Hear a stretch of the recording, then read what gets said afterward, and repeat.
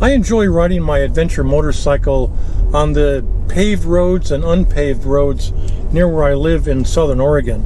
There's hundreds of miles, perhaps even thousands of miles of roads to explore within a few hundred miles of my house. And I've been doing this for a few years.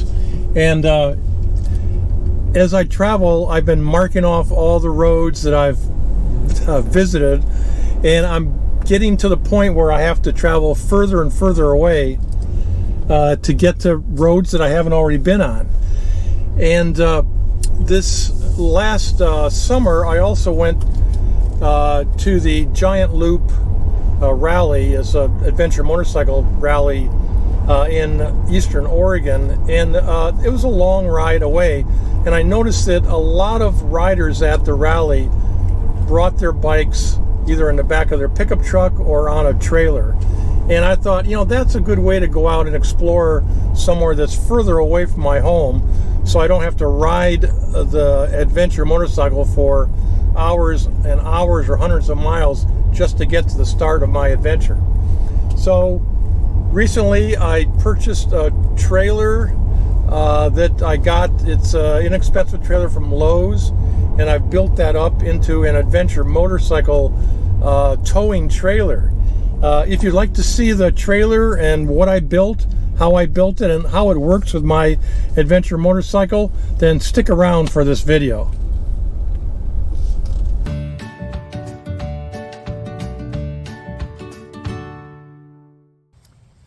After exploring a lot of back roads in Southern Oregon, I decided to get a trailer to tow my adventure motorcycle so I could explore areas further away, areas that I really didn't want to ride the bike for hours or hundreds of miles to get to the start of what would be my adventure. So I looked around for motorcycle trailers. They're fairly expensive, and I wanted kind of a dual purpose trailer, one that I could haul my motorcycle, but I also have an inflatable boat. It's a 10.5-foot boat that I take fishing, and I wanted a trailer to be able to tow that boat inflated as well. And so a little flatbed type of a trailer seemed to be the type that would work for both purposes. So after a bit of research and some hemming and hawing on my part to make the decision, I decided to go ahead with this Lowe's trailer. I had been looking at it for quite a bit of time, and finally decided that I could build it up into a motorcycle trailer. The advantage of the Lowe's, this small Lowe's trailer, is that it's about the right size. It's 5 foot wide by 8 foot long. My motorcycle is about 7.5 feet long, so fits in there fine. It's also has only 12-inch wheels, which the smaller the wheel, actually for this application, the better, because it comes with a ramp in the back, and when you lower the ramp, as you see, it's not that steep to be able to push the motorcycle up onto the trailer. In part, that's because it's only got 12-inch wheels, so the bed of the trailer sits a little bit closer to the ground. Now, as you can see, the trailer has a wire mesh bed to it, which is very lightweight and insufficient to hold a motorcycle. It would probably bounce and move around and maybe even break some of the mesh. So to get by that, I bought a 2 by 10 by 8 foot fir board, as you see, and installed that on top of the mesh trailer with some bolts and some straps in 3 different spots to make sure it's secured on. And that board is where the motorcycle will ride and reside on the trailer. And lowering the ramp to get the bike on is really easy.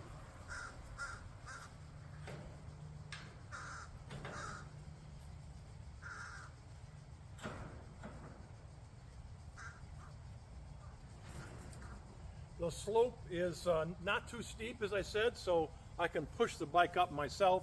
I don't need to get on the bike and ride it up. I can just wheel it up with my own strength and muscles from this aging body. And one of the key elements of this motorcycle trailer is the chock that you see here. This is a motorcycle chock from Ultra Tow, and I bought it online from Northern Tool. And the purpose of the chock is to keep the front of the bike stable so it doesn't bounce over the board or outside of the chock. And so it's a self-locking chock. This part, as you'll see in the back, will go up over the back side of the front tire. One nice aspect of this chock is that it fits almost perfectly on this 2x10 board and bolts directly to the board. I also installed a couple of 2x3 boards here to help guide the bike when I bring it up the ramp, and also to stabilize the rear tire should it bounce around when I'm traveling. And this little board here is essential. It's about 3.5 inches high, and that is so I can put my kickstand down once I load the bike up. The chock doesn't really hold the bike on its own. When I first loaded the bike the first time, I put the bike in the chock and got off of the bike, and the bike fell over. So I have to put the kickstand down until I'm able to stabilize the bike with some tie-down straps. And I'll show all this in the video. And the last parts that I installed on the trailer are these eye bolts for tie-down straps. I have 2 on each side, and I'll show you how I use those to tie down the motorcycle.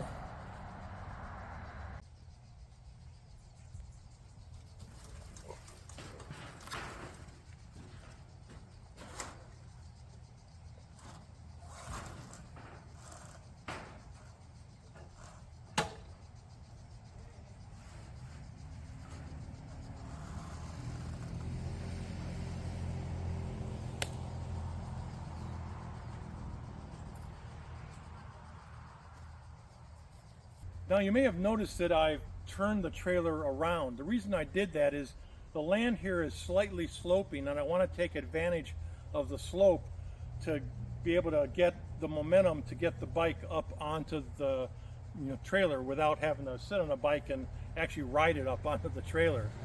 So when I go out, I'm always going to look for relatively flat areas to park the trailer, or ideally an area that's slightly sloping down into the trailer so I can use that down slope to get some momentum going to get the bike up. I don't want to park it where the slope is going up on the backside of the trailer, so that I have to push the bike before it's on the trailer. I have to push the bike uphill and then onto the trailer. I really need to have the momentum behind me to get this bike on. I'm a senior citizen. I'm not that strong, and this bike weighs about 380 pounds. Light by adventure bike standards, but it still is a heavy bike. So now you can see how the front tire fits inside that chuck.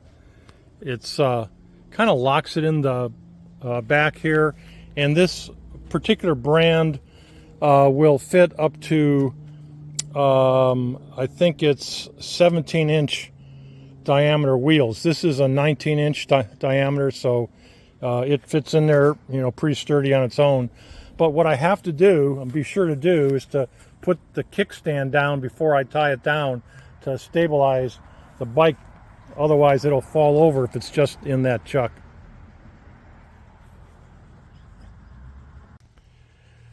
Well, this isn't a video about how to tie down a motorcycle. There's a lot of YouTube videos about tying, what type of straps to buy, and how to fasten a motorcycle into a trailer. And depending upon the trailer or the truck you have, they vary a bit. But what I do want to show is that what I do on my trailer here is that I'll tie these middle straps that go from the frame of the trailer to the crash bars, and I do those ones first on this side and also on the other side, and that's to stabilize the bike so it doesn't fall over when I'm attaching the main straps, which you see here on the front. And once I get those straps on and I can start to tighten the bike up, there's enough of a hold on both sides of the bike that it's not going to fall over, and then I can get rid of the kickstand block and put the kickstand up. Now I'm going to go through and tighten all these straps so that the motorcycle is perpendicular to the trailer. Okay, I've got the bike all strapped down. You can see I've got 1,000-pound straps on the front, and then in the middle, in the back, I've got 500-pound ratchet straps. I like to have it, some people only use straps in the front and then maybe one in the back, but I like having 3 on each side just for a little extra stability in case one of them should break. And then now all I need to do is to get rid of all these loose ends. I don't have a real good way to do that yet. I'm not going to cut them because I might want to use them for other applications. So I'm just going to roll them up and put a rubber band around. You don't want those things flopping around when you're driving on the highway.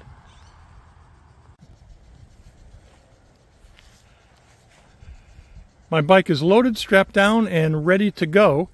Before I take it on a test ride, I wanted to show what I did with the loose ends of the straps. I basically wrapped them up over each other, used some rubber bands to secure it, and then a tie strap. I have a whole roll of this tie strap. Then to fasten the loose end onto the hook of the strap. So I kind of did that for every one. As you see here, here's the one on the front. And let's see how well that works. Hopefully it doesn't flop in the wind and come loose. This will be my first try of that method. Like I said, if you have some other ideas other than cutting the strap off, how to hook loose straps, I'd be open to hear about that. Now that the trailer's loaded, let's go give it a test ride.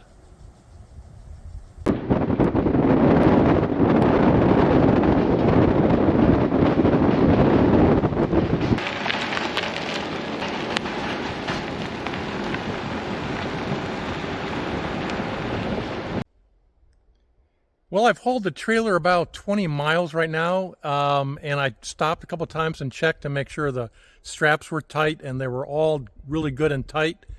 And the bike is really steady in there, and you know what they say, that's not going anywhere. So yeah, the first test is good. I'm going to go ahead and head back home and unload it. Okay, back at the house, ready to unload the bike off the trailer. First thing I want to do is get the kickstand down, and then I've got this board to put underneath it.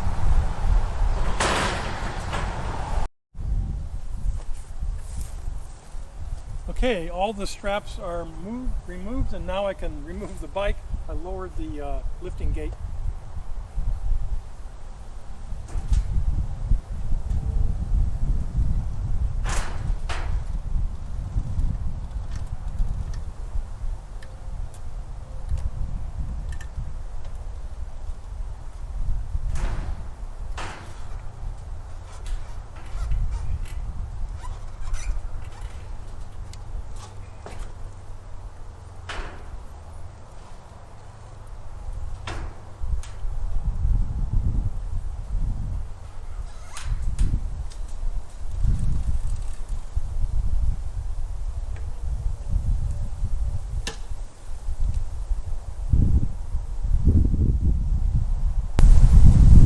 It's a lot easier getting the bike out of the trailer than putting it in, but still not too bad. I just need to practice, I'm sure, and I'll be able to refine how I get it in and out of the trailer and how I tie it down. Anyhow, I hope you enjoyed this video. If you did, please give me a thumbs up, subscribe, and I will see you next time on one of my senior moments.